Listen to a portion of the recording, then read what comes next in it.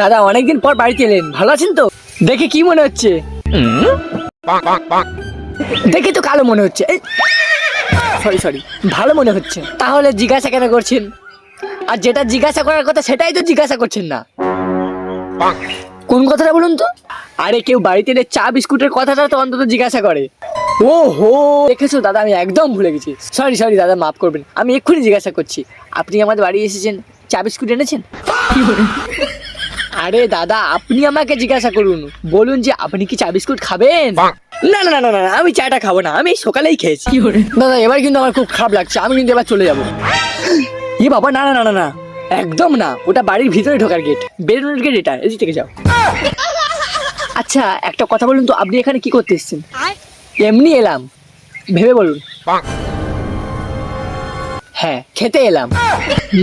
বেরো বেরো ঘর থেকে। দাদা আপনি কিন্তু আমাকে অপমান করছেন। দাদা আপনি আমাকে চেনেন? হ্যাঁ, ভেবে বলুন।